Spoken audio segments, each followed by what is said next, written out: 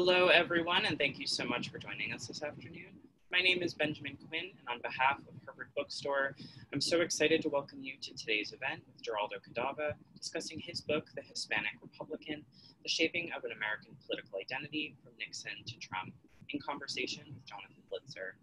Today's event is part of Harvard Bookstore's Friday Forum series, which takes place on Friday afternoons during the academic year as a way to highlight scholarly books in a wide range of fields.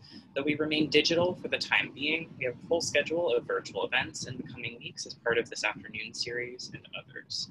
Next Friday, October 2nd, Harvard Law School's own Cass Sunstein joins us for a discussion of his latest book, Too Much Information, Understanding What You Don't Want to Know. For today's event, we will conclude with some time for your questions. If you'd like to ask the speaker something, locate the Q&A button wherever it may live on your Zoom display, where you can submit all your questions. We'll get through as many as time allows. If you go to the chat section of this presentation, I will shortly be posting a link to our website where you can purchase your copy of The Hispanic Republican. If you already have a copy of the book or would like to contribute to this series and our store in a different way, I will also be posting in the chat a link to our website's donation button. We greatly appreciate any and all support you are able to extend to us at this time. And lastly, as you may know, if you've participated in large virtual gatherings lately, technical issues might come up. We apologize in advance for that. If any technical glitches do occur, we will do our best to resolve them as quickly as possible. And now I am so pleased to introduce today's speakers. Geraldo Cadava is an associate professor of history and Latina and Latino studies at Northwestern University. His first book, Standing on Common Ground, The Making of a Sunbelt Borderland, a powerful portrait of the Arizona-Sonora borderland since World War II, was awarded the Frederick Jackson Turner Award from the Organization of American Historians. And he has written about the intercultural experience of Latinos in the US for a variety of publications, including the Los Angeles Times, The Atlantic, and elsewhere. Jonathan Blitzer is a staff writer for The New Yorker. For his writing, which includes stirring and extensive coverage of the American immigration system and those struggling to survive it, he was awarded a 2017 National Award for Education Reporting, an Edward R. Murrow Award, and has been a finalist 3 times for a Livingston Award. Today, he will be discussing Geraldo's latest book, The Hispanic Republican, an illuminating and provocative portrait of an ever-growing yet often misunderstood population of voters, which author Rick Perlstein calls an eye-opening book that will teach experts on American politics things they didn't even know they didn't know. At a time when voting is not only imminent, but very much interpreted as a product of trends and population, The Hispanic Republican is a daring and deeply necessary correction to historical erasure, identifying not only the powerful influence Hispanic voters have always had over electoral politics, but also how the Republican Party has actively endeavored to court that influence. I will end with this brilliant observation from Maria Cristina Garcia, who says, if readers harbor the mistaken idea that Hispanics are a monolithic voting bloc, this book should dispel this idea once and for all. We're so honored to host this event today. Without further ado, I will now turn things over to Geraldo and Jonathan.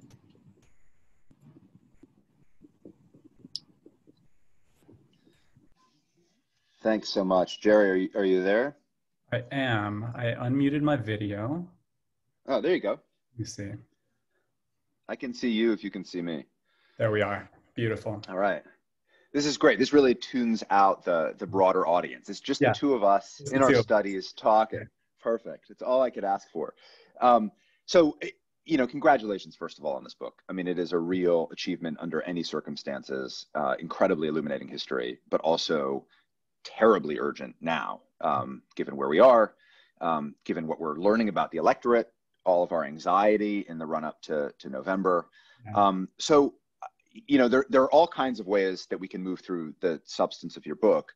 But I wanted, before we kind of launched right into the actual substantive historical elements of the book, I wanted to just ask one kind of general question to orient some of our viewers, listeners, sure. Which is that, of course, and you, I know, get this a lot, probably get this ad nauseum, the idea of a Hispanic Republican is probably quite counterintuitive to most people, and it shouldn't be.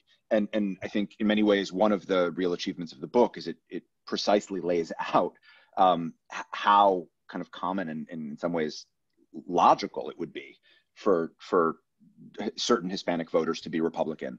But I wondered if you could start just by giving us almost like a little snapshot of who we're talking about when we're talking about Hispanic Republicans. Who are we dealing with? What do they look like? What states are they in? Where are they, you know, where are their families from? Just give us a little bit of a sense of that. I think it would be helpful to people. Yeah, thanks for starting there. I think that is a kind of useful place to begin.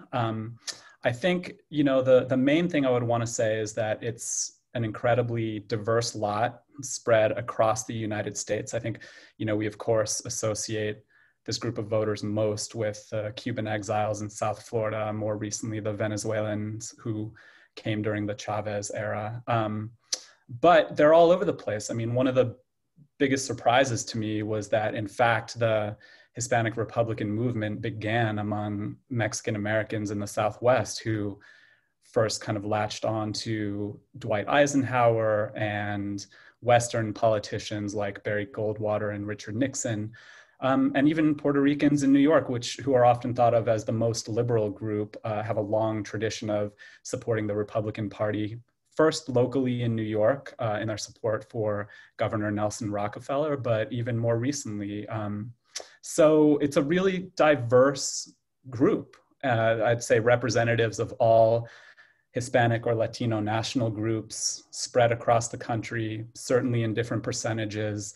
And I wouldn't want to pin it on a particular issue like Catholicism or, you know, free enterprise or law and order or military service and patriotism. I think all of those things have been discussed at different moments in time as the kind of underpinnings of Latino Republican identity. But I'd say it's all of those things at the same time. Yeah, and a sort of a follow-up question to that. And again, this is just keeping it at a general level before we dive in. I mean, what would you say some of the biggest misconceptions are about the Latino electorate? I mean, I realize the broad assumption is that it's sort of monolithic, which is a kind of classic assumption, a classic erroneous assumption.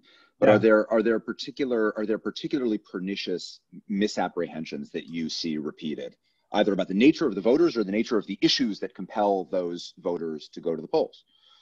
Yeah, great. I mean, I think the biggest one is that Latinos are naturally anything, you know, that we're naturally liberal or naturally conservative. I think members of both parties have said those things. I remember in 2010, Harry Reid saying, you know, he just doesn't understand why any Hispanic could be a Republican. Meanwhile, you know, Ronald Reagan famously told an advertising executive from San Antonio who was working on his 1980 campaign, Latinos are Republicans who just don't know it yet. So I think at different moments, both parties have been guilty of saying that Latinos are naturally Democrat or naturally Republican. And I just don't think that that's how the development of a partisan identity works. I don't think you're born natural anything. I think partisan identity and ideas about politics kind of evolve over time in relationship with communities, your own family past, your own sense of what's right and just in the world. So I think, you know, I think the first thing I would say is just the mischaracterization of Latinos as naturally one way or another, or naturally anything. You know, we're products of history. We are historical actors ourselves.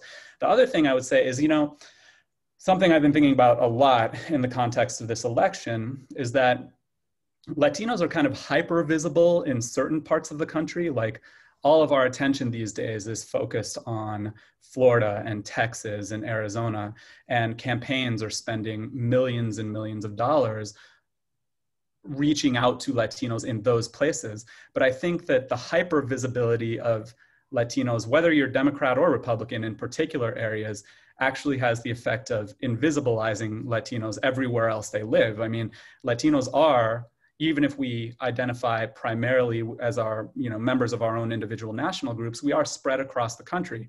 I just looked this up the other day. I looked up what the 10 closest states were in 2016 with the narrowest margins of victory. They included Florida, they included Arizona, but they also included Maine, Minnesota, Wisconsin, Michigan. And in those states, the number of eligible Latino voters was greater than the margin of victory in 2016. But you never hear of campaigns like campaigning among, you know, campaigning to and with Latinos in Maine or Minnesota.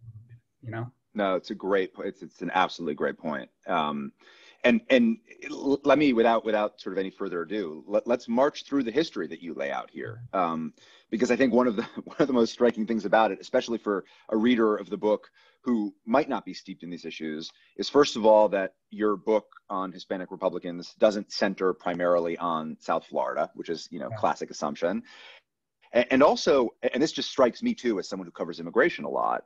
There's an assumption, it seems to me too, that, oh, well, like immigration is the primary issue that affects Hispanic voters, which is, of course, I mean, when you really tease that out, of course, why would that ever be the case?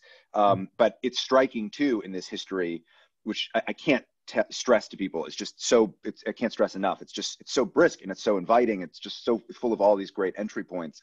But it's also very striking to me that, sure, I mean, immigration comes up at different times, but it's really sort of not this foundational issue from the very beginning that defines different Hispanic identities in the US, which of course, come election time, and this is sort of the perennial 4-year fixation of political journalists, everyone sort of scratches their head and says, well, but if the president has done this or that on immigration policy, why doesn't it have these ripple effects? Well, of course it wouldn't. These are complex communities with deep histories and deep relationships to the different parties. So here's what I wanted to start with. I mean, because you really start, the book really, for all intents and purposes, starts in the 50s. But we're kind of the period between the 1950s and the 1960s is particularly interesting. And I wanted to just pull together 2 quotes of yours to structure the beginning part of the conversation. So early on in the book, you're talking about Nixon as a California politician. You also talk about Earl Warren as a California politician. And you say, you're talking about their various outreach efforts to Hispanic voters. And you write, it is important to note, though, that Nixon and Earl Warren in 1950 appealed to Mexican Americans, not Hispanics. The concerns of Puerto Ricans, Cubans and Cuban Americans, or Mexican and Mexican Americans were not yet defined as Hispanic. It wasn't even during the 1950s that members of particular national groups really began to consider whether they were also members of a national ethnic group that joined all of them. And so that's one kind of idea to keep in mind. And the second, I just want to jump through because this kind of bridges us to the 1960s. And one of the reasons why I'm reading you to you is I want people to hear you writing. Because again, it's just the smoothness and the clarity of this history is so valuable. So by the 1960s, there is a kind of an element, it seems like, in the equation that does help Hispanics kind of sort themselves both in relation to each other and in relation to non-Hispanic Americans. And that sort of general sorting principle is the Cold War. And so you write, the Cold War between the United States and Latin America, from Puerto Rico to Cuba to Mexico, became the main filter through which Hispanic Republicans viewed not only international relations, but also the formation of partisan political identities in the United States. And so I wanted to ask you, kind of with these 2 sort of historical benchmarks, that observation of yours from the 1950s, that there isn't a kind of Hispanic American identity to begin with, and the fact of the 60s introducing into American political parlance the various orthodoxies of Cold War thinking, is this around the time that we see an actual kind of national Hispanic identity begin here? Is it fair to say that it sort of coalesces in these years, in the late 50s, early 60s? Tell us a little bit about how that takes root. Yeah, it begins to, though, I would say it's a slow process that is never complete. I think one important thing to note about the 1950s and 1960s is that the kind of electoral map of the United States is shifting during this time. So, in 1950, New York State still has the largest number of electoral votes. I think at like 34 or something like that. But Texas and California are really growing. I mean, there's a whole post-World War II Sunbelt boom that leads to the rapid growth of the Southwest. And I say this because the Latino population of the United States is still small, and the eligible voters represent like 2% of all voters in the mid-20th century. So it's not a huge group, but they are concentrated in these states with a growing number of electoral votes. And this is when politicians begin to kind of wake up. And they also, I think World War II veterans who were Latino also have a kind of growing voice in politics. And I do think that's the moment that starts to, where politicians start to perk up and pay attention, in part because of their own electoral interests as the electoral map shifts, but also because of the rising demands of Latinos themselves to be paid attention to, in short. And so, you know, I think it picks up in the 50s with Eisenhower, in part because many Latino servicemen, and this is the story of that San Antonio advertising executive I was telling you about, his name's Leonel Sosa, and he kind of recognized Dwight Eisenhower as the general of World War II and saw a kind of kinship there and believed that he was the leader that would kind of lead the United States during this new Cold War period. So I think that was an origin point. I think other moments were with Nixon and Goldwater, where they claimed like longtime familiarity with Mexican-American groups. You know, there's a kind of legend about Nixon that he worked alongside Mexican-Americans in the fields surrounding Whittier, California. I mean, his family owned a grocery store and a gas station. I don't think he was, you know, harvesting crops alongside of them, but you know, that's part of his myth. And, you know, so I think that's where it picks up. It really kind of picks up around individual politicians, around small groups of like Latinos con Eisenhower, which is a very small group. I hope in the book, I don't try to oversell like how big and powerful these groups are. I was trying to portray them as like little grassroots efforts that over time coalesced into something bigger. I don't know that Latino identity or Hispanic identity starts to coalesce in the 1960s. I think that there are still a lot of tensions and rivalries between, I mean, there's still tensions and rivalries between the different groups in a political sense, but, you know, I'm thinking about like the formation by Lyndon Johnson and Richard Nixon of the intercabinet, or no, what's it called? Yeah, it's a mouthful, yeah. Yeah, Interagency Committee on Mexican-American Affairs, which then gets branded by Nixon as the Cabinet Committee on Opportunities for Spanish-Speaking People. There are 9 members. They're supposed to like have proportional representation by different nationality groups. So it's like 3 Mexicans, 3 Cuban Americans, and 3 Puerto Ricans, that kind of thing. But there are rivalries about who should be the most powerful group there. And so I don't think, at least my reading of it is that I don't think Latinos themselves, members of different national groups, really start to think through what are the points of commonality between the different nationality groups until the 1970s. Got it. And obviously there's, you know, a huge sort of inflection point in 1965 with the passage of major national legislation on immigration, which also starts to change the complexion of who's able to come to the US, how their families are able to come and make lives here. But basically in the 50s and 60s, when we talk about Hispanic American voters, tell us a little bit about the different constituencies we're talking about, and did they have any relationships among them? Or was it pretty segmented? Mexican Americans, you know, there's a striking point, and we'll get to this in the kind of full sweep of things, but you know, when Goldwater is making his moves in 64, I mean, he's thinking primarily of, you know, Mexican Americans in the Southwest, Cuban Americans in the Southeast.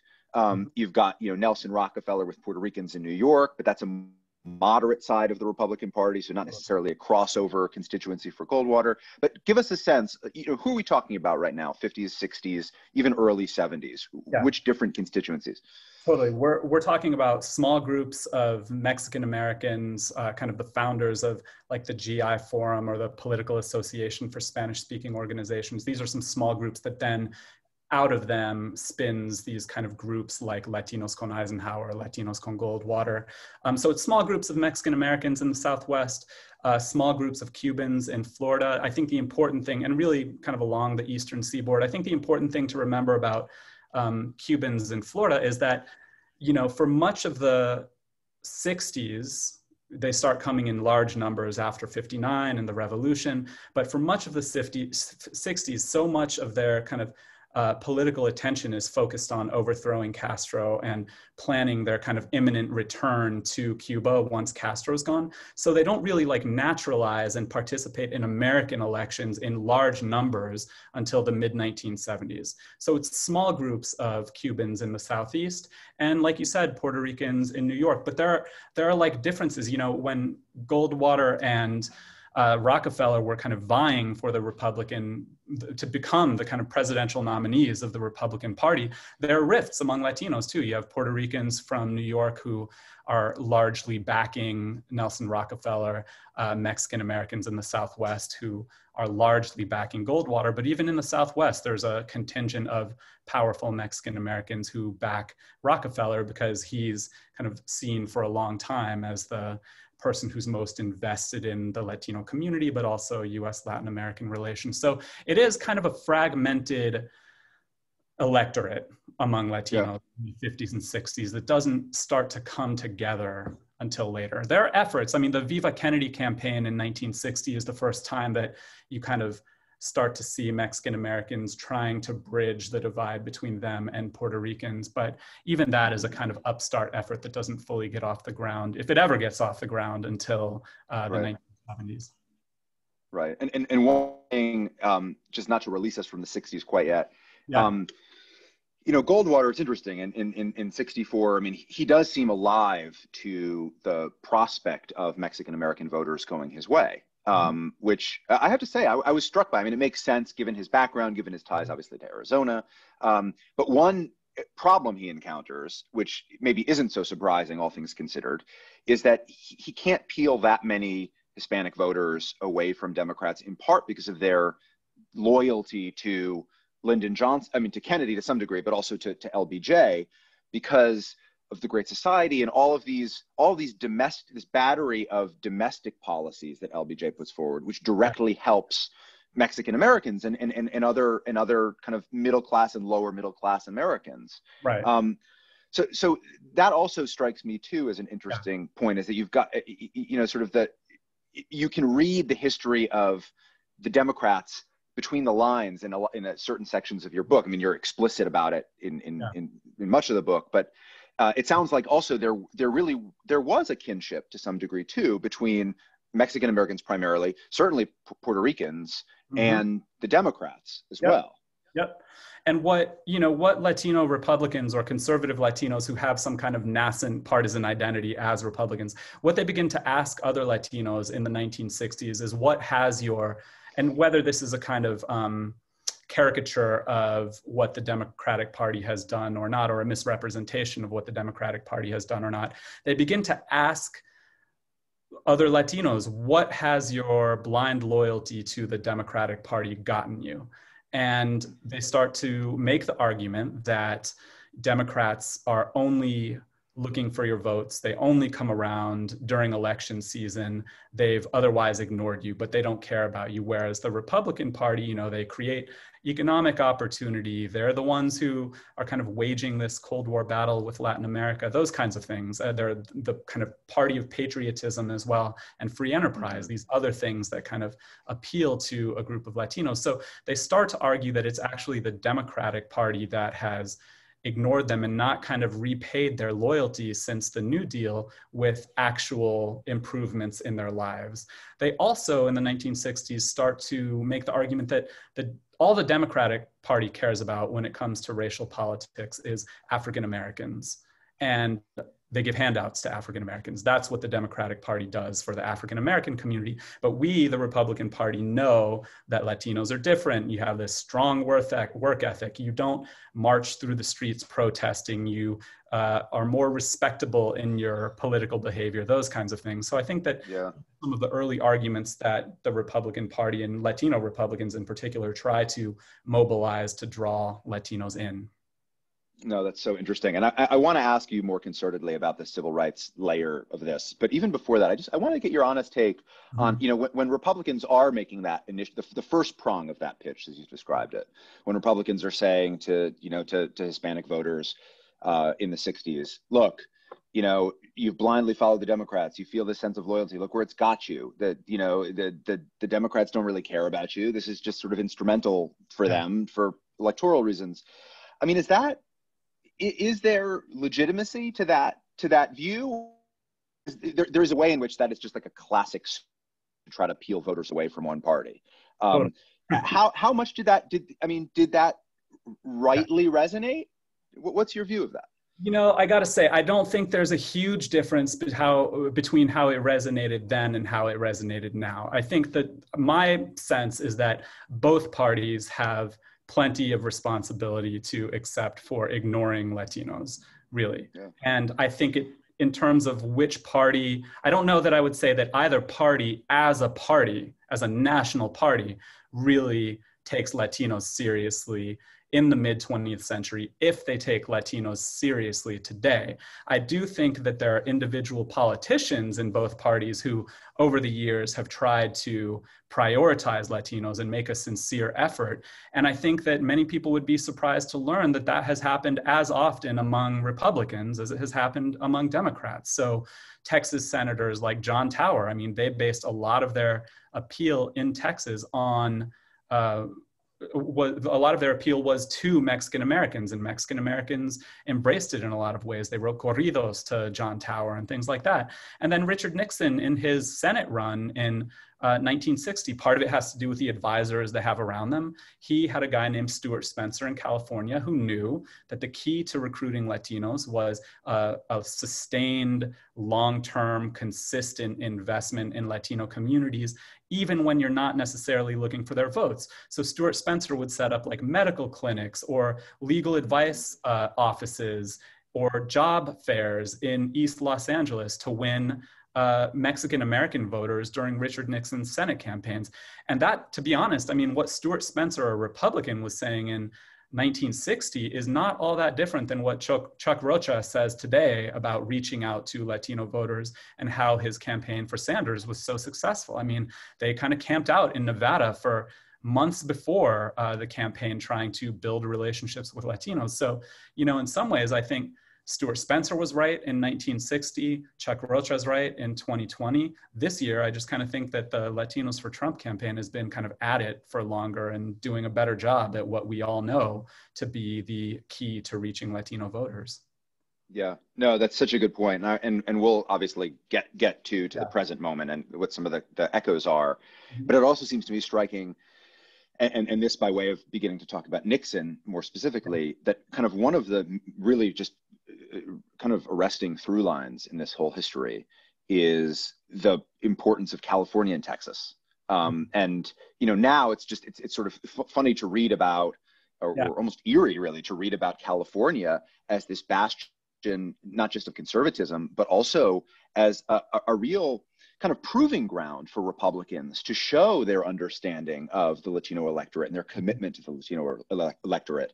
You know, now, of course, we think of California as this kind of, you know, indelibly blue state, but obviously the history is so interesting, and it's of course no mistake, it's no coincidence that a lot of these Republican figures who rose to prominence nationally, you know, Nixon, Reagan, had California as sort of their laboratory to begin to understand these dynamics.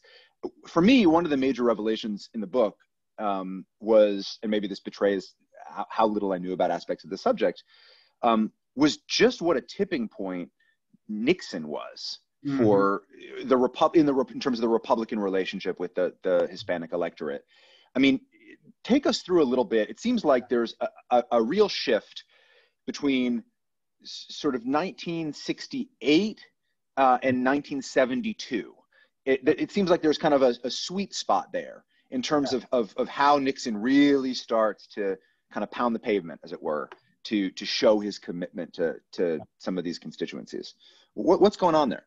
Oh, so much. Oh, geez, I wish we had hours and hours. But, you know, I'll just try to give you a couple highlights here. I think one thing to note is that Republican Party strategists are very explicit about the fact that African-American Republicans are leaving the Republican Party in droves, and they need to replace lost African-American votes with new voters. And one of the more likely targets they conclude are Latinos, for reasons we can talk about, you know, family values, work ethic, the drive to succeed in the United States, these kinds of things. So that's the first thing to note. The second thing to note is that, I don't know, you could think about Nixon's personal connections. His best friend is Bebe Rebozo, you know, this Cuban guy whose family came over in the 1930s from Cuba. You could think about that, but he also makes a commitment to a kind of patronage politics whereby he creates this cabinet committee on opportunities for Spanish-speaking people. He sends Hispanic surrogates across the United States to communities like Chicago, Miami, Dallas, Los Angeles, New York, with the kind of guarantee of more federal jobs, really. And interviewing a woman named Linda Chavez, who's a key actor in the story later on, she cited, Nixon's patronage politics as a reason that she did not like Nixon, because she called him the father of the quota system. So part of it was just, providing goodies, I guess, jobs, federal jobs to Latino communities. But he also starts making some of the first fairly high-level appointments, both within his administration and to other federal posts. So he appoints the first Hispanic treasurer of the United States. He appoints... this is Ramona Acosta Bañuelos. Yes, Ramona Acosta Bañuelos, who is the owner of a tortilla factory in East Los Angeles, a Mexican-American woman who's a fascinating character. But he also appoints a guy named Ben Boxcar Fernandez to be the chairman of the National Economic Development Agency. So all of these posts, and the benefit to him of appointing these people is that they can then become his Latino surrogates out on the campaign trail. And that's how he begins to recruit them. And so, it's a really kind of just a redoubled effort, spending time with, making appointments, these kinds of things. I mean, Nixon's critics called that all tokenism and performance rather than a sincere interest in and an appeal only to middle-class Latinos. And there's something to that, but it also did the job that Nixon needed it to do. And he was the first president, the first Republican president to win about the 35% of the Latino vote that has become more or less normal. Yeah, and sort of the high watermark for what the Republican Party can hope to gain. I just want to give people a little bit of a flavor too of some of this, just so people can follow precisely how scheming Nixon was in this. Writing about Bañuelos, who's the Treasury Secretary under Nixon now, you say Nixon had found himself a Mexican American who opposed Chicano activism, but nevertheless contributed to the uplift of other Hispanics through financial services.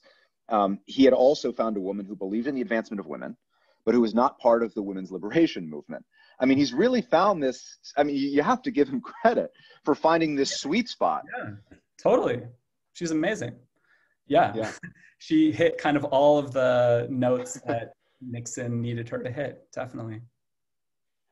And it does seem to be the case that having these figureheads, and of course the criticism is valid of this kind of overt tokenism, and possibly bad faith tokenism to some degree, depending on how you view it.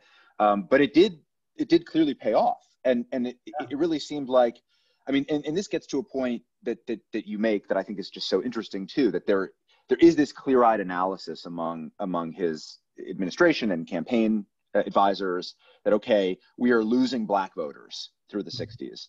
And one of the ways that we sort of stem that just general electoral loss is we need to make up gains elsewhere. And here's a constituency that we can make gains with because it's been sort of, underutilized, undertapped.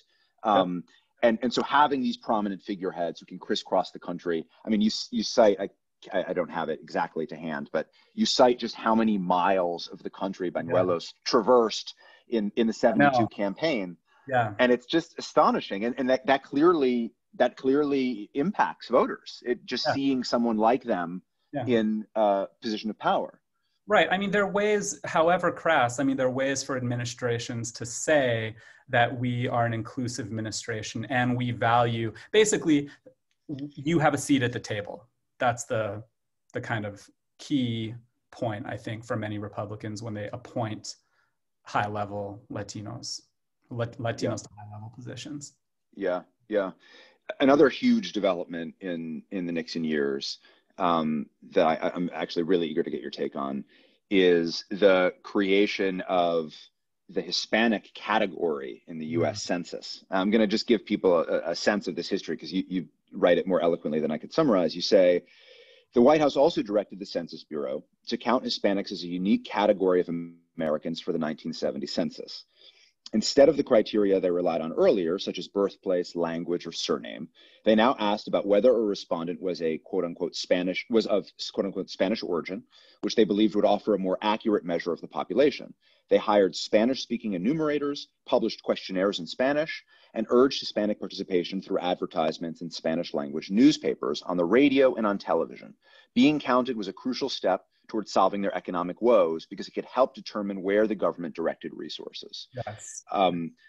I mean, this is like one of those things. This is like one of the things of like, you know, Nixon's support for the EPA that like just always surprised, you know, it's just like kind of liberals in the current, you know, these days are always surprised to learn this.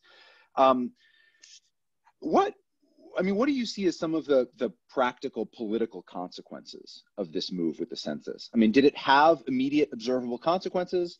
And also relatedly, I don't just want to make this about politics. I mean, to what degree did it make the lives of Hispanic Americans better? I mean, was the government meaningfully using this information to actually craft public policy with more of an eye toward the needs of these communities? Yeah. Or was this naked kind of partisan, playful, you know, cleverness? Mm-hmm. No, you know, I think from their perspective, it did have practical consequences. So I could have linked, you know, Nixon's desire to create more federal jobs for Latinos to this conversation about the census, because the idea when he went to, you know, the federal government manages its agencies regionally. So there's like a Midwestern or a Western region or a Southeastern region, Northeastern region.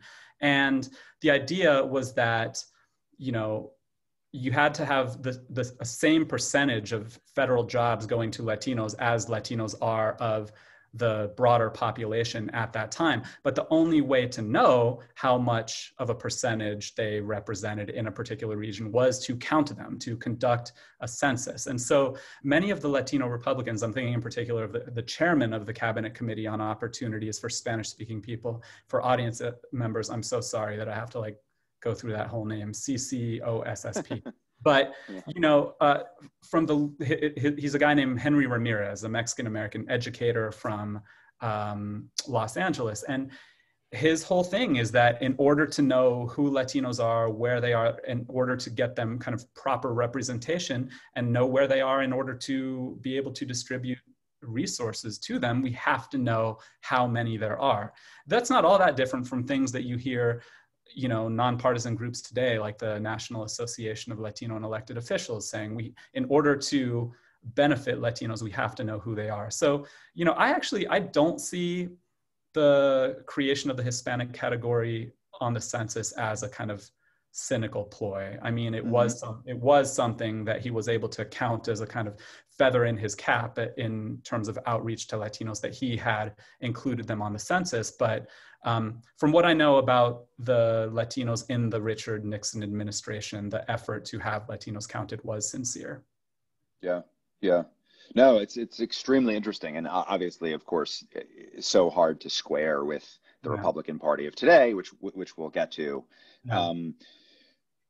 In terms of how we moved through the 70s and early 80s, just to kind of now fly through, you know, decades of history like it's nothing. Yeah.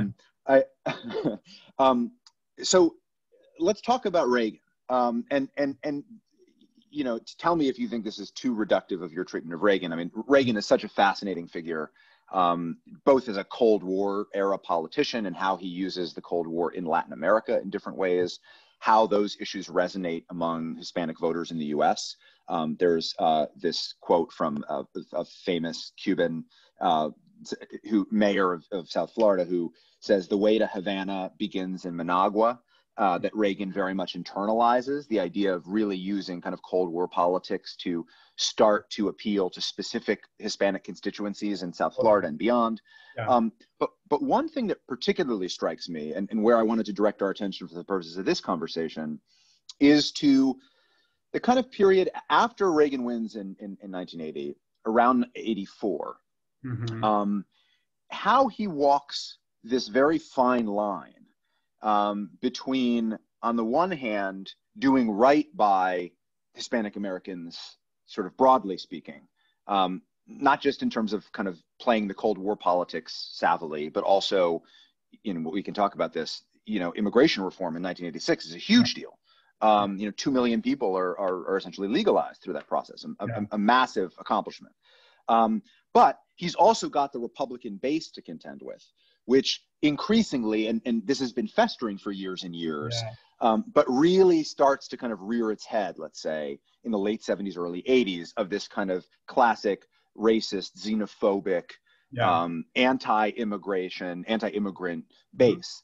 And Reagan is, it seems to me, and correct me if you think I'm wrong here, is one of the first Republicans to kind of walk that line and to do it relatively successfully. Take us through a little bit of how he's managing to do that. Well, you know, I think he is kind of appealing to many different audiences at the same time. But I guess one first thing to note is, in some ways, you know, that Immigration Reform and Control Act set the precedent for this kind of Frankenstein approach to immigration reform that we've had ever since, you know. So in some ways, like, his effort to satisfy the many different Republican constituencies, even if they're contradictory or, you know, opposed to one another in some ways, is reflected in immigration reform in particular. So, you know, the Immigration Reform and Control Act has these three kind of, you know, legs, if you want to consider them that, which are amnesty, employer sanctions, and tougher border control. And so each of those things appeals to different constituents. And the Republican Party has never really been able to imagine anything beyond those three things as a way of achieving immigration reform because of the opposition between the different members in their constituencies. So, you know, I think that's and can I just add, I mean, just hearing you frame it that way, it's striking too, to think that in many ways that defines the legacy of those three prongs, also shapes how Democrats play the politics on this. The kind of what we now accept, we now take for granted as the kind of tough on the border in exchange for some version of amnesty. Like, that is sort of bequeathed to Democrats too, through that Reagan formulation. Sorry to interrupt you. No, that's right. I mean, Democrats haven't necessarily had better solutions. I would just say that Democrats and Republicans just emphasize different aspects of that immigration reform, but they haven't really gotten beyond.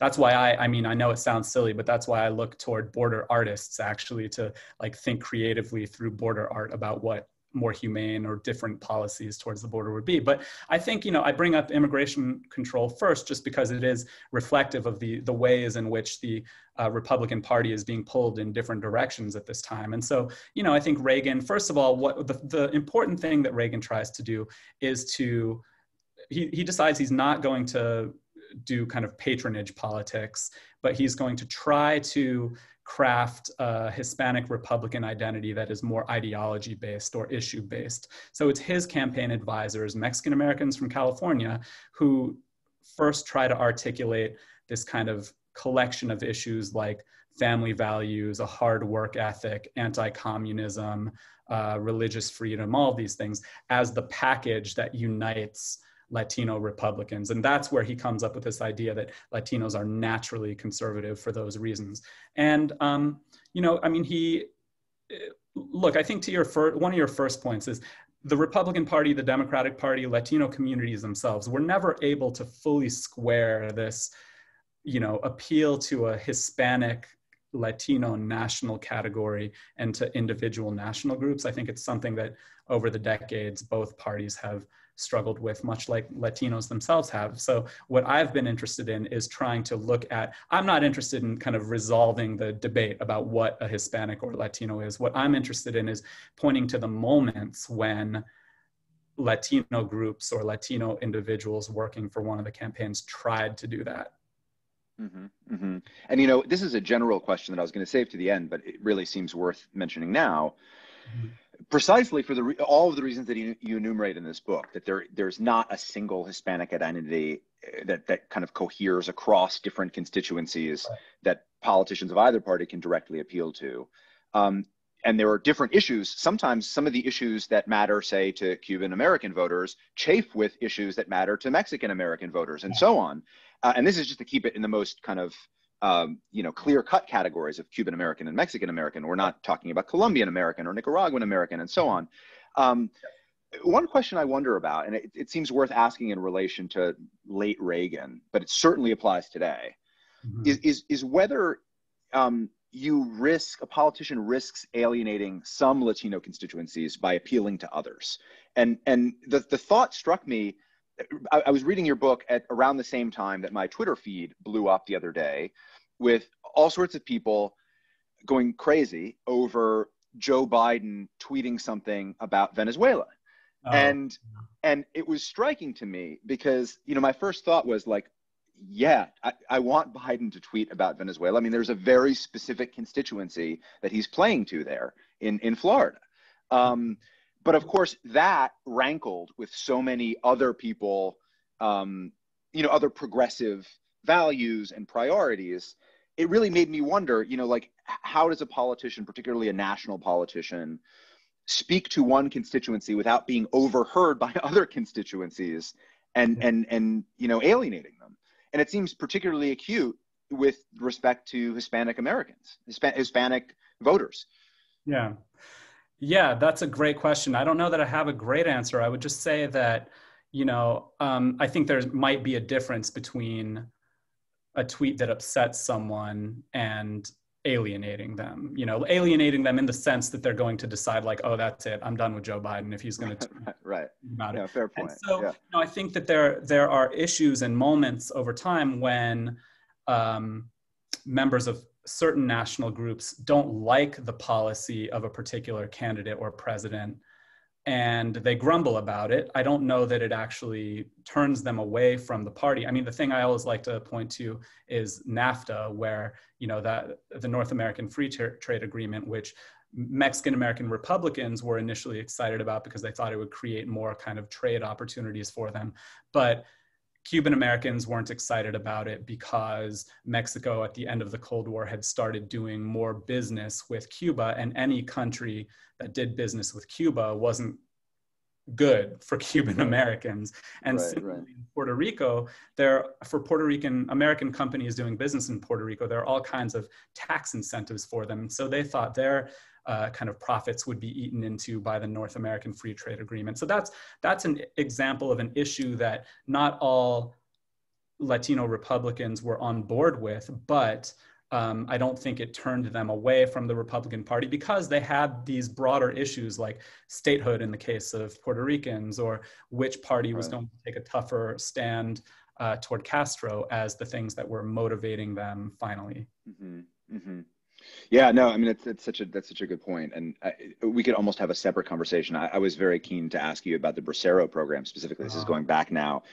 But it strikes, I mean, probably it doesn't make sense for us now because we're a little short on time, but just the idea of how, I mean, there is a policy that has kind of labor implications for Mexican Americans who are legalized, that has immigration implications for the undocumented, that kind of, even within an individual constituency like Mexican Americans in the US obviously cut so many different ways.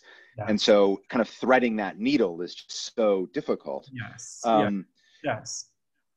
One thought I have, because I want to open this up to questions, but before we do, before this becomes thoroughly democratic, I thought one way of getting through sort of the most recent years, certainly the late 80s and kind of 90s to early 2000s, is to be a little bit more programmatic about some of the questions I can ask you rather than tailoring them to specific politicians or specific people. And so one question I have for you is, and it seems especially relevant now, is, and this is with regard to Republicans, is there ever to you a tipping point where anti-immigrant rhetoric and policy ends up dooming a Republican appeal to Hispanic voters? Because, you know, I was very interested by your treatment of the 90s, and if Nixon were a kind of high point in 72 for how Republicans could do with Hispanic voters, Bob Dole in 96 was kind of in many ways a low, sort of a nadir of what that would look like.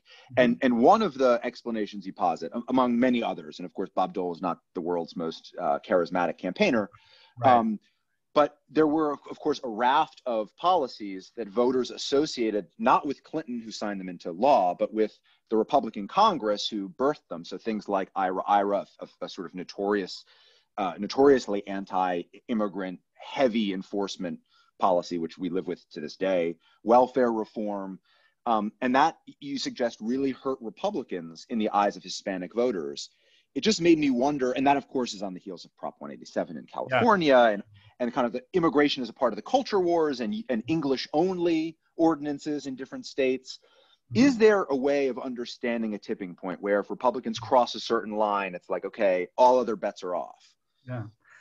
Apparently not, man. I mean, apparently not. We're still waiting for it. I mean, I do think the period from the 90s forward becomes the most difficult to explain because you have to explain the enduring support for the Republican Party despite the Republican Party's sharp right turn on immigration and border control. And the 90s really is the moment. I mean, in addition to the things you mentioned, you have Pat Buchanan kind of having a serious primary challenge, giving a serious primary challenge to George H.W. Bush and floating the idea of a border wall construction, which really freaks out a lot of Mexican-American Republicans in particular.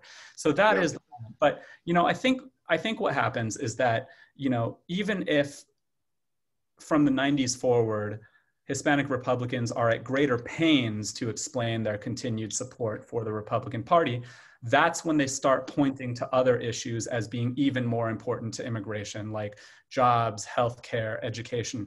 It had always been the case, of course, that Latinos were not single issue voters and that they always cared about issues beyond immigration. But I think it's from the 90s forward when they had to really stress the importance of other issues like jobs, education, and healthcare as a way of justifying their continued support.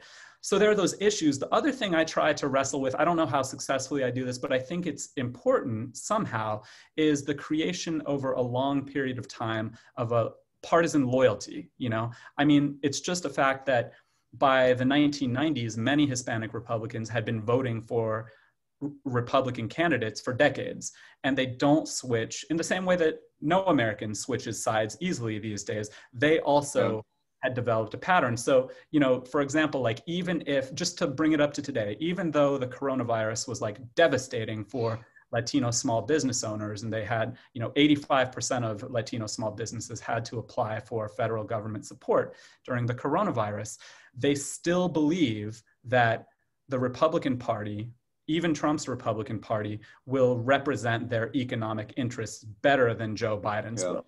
And so when given two choices, they still identify as Republicans. And, you know, I just don't see, not yet at least. I mean, the two things, you know, as historians is that you can, you know, I can make some statements about what I expect based on what happened over the past 50 years.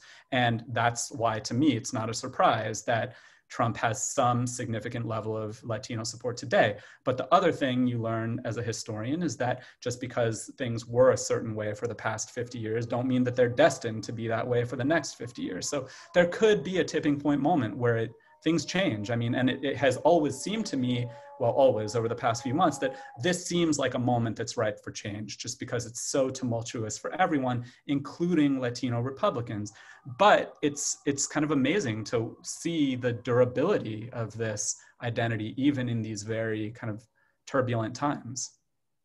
No, it's such a good point. And in many ways, that to me is one of the most striking things about reading your book now, is you're essentially, you've documented all the work that's been put in on the Republican side over the course of decades.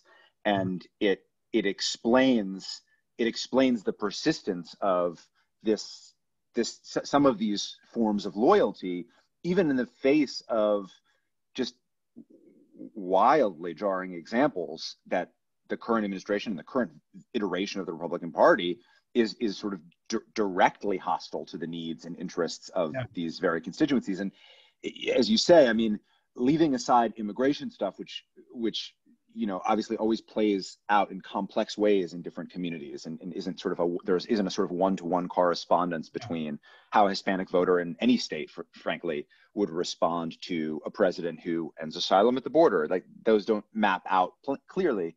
But, you know, I always wondered, for instance, you know, I was in South Florida last year, and I was sort of trying to observe the impact of how state Republican officials were playing up the Venezuela issue to kind of get different constituencies in line. And at the time, in the summer of 2019, there was a lot of concern that Trump overplayed his hand with Venezuela, and that kind of the game, he gave up the game. He showed that it was only his commitment to the issue was only rhetorical. He kind of promised everything, didn't deliver on any of it. Yeah. And yet here we are a year later, and the most over the top form of that political posturing, the kind of branding any Democrat as socialist, seems to be the thing that stuck. And, you look at polling now, that seems to be one of the controlling issues that explains why Biden isn't catching more in South Florida, for instance. I loved, that was one of my favorite points of that article. And it reminded me very much of, what happened at the end of the Reagan administration, where all these Cuban Americans who had voted for him at rates of like 85, 90%, by the end of Reagan's second term are kind of expressing their disappointment that like, hey, you talked to this big game, but you haven't actually removed Fidel Castro. He's still there. So, there is some sort of bluster. And I guess all I can think of as an explanation is just that, again, like you have two options, and you have a Biden option and a Trump option. And even if Latino Republicans aren't fully satisfied with the Biden option or with the Trump option, they can never imagine themselves at this point voting for a Democrat. I think the two options are either kind of voting for Trump or not voting. I spoke with very few who will actually flip sides and vote for Democrats, because I think by this point there's this like 50-year ingrained tradition on particular issues like socialism or the left or free enterprise or school choice, any number of things that just at a gut level, Hispanic Republicans are going to identify with and always think that the Republican Party is going to handle those issues better than Democrats. Yeah, I mean, I started to wonder at a certain point if the smartest sort of strategy on a messaging level in South Florida, say, would be to liken Trump to the caudillo, I mean, sort of to describe him as the caudillo that he is.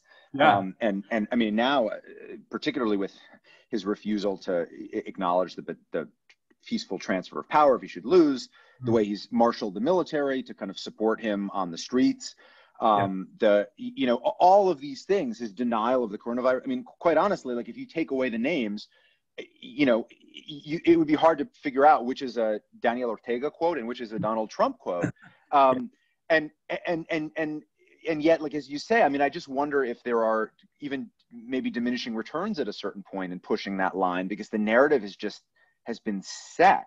I mean, we talk about polarization in this country being stifling, but it's, you combine that the rigidity of the polarization with the entrenchment of certain partisan voter preferences in these constituencies in a place like South Florida, and it's hard to chip away at it. It is. Unless you're appealing to a younger generation, which seems like maybe the only hope. But, I do feel like in some ways when they have ads that place Joe Biden right next to Che Guevara, you are kind of stretching the limits of your imagination a little bit in a way that you're not with maybe Bernie Sanders even.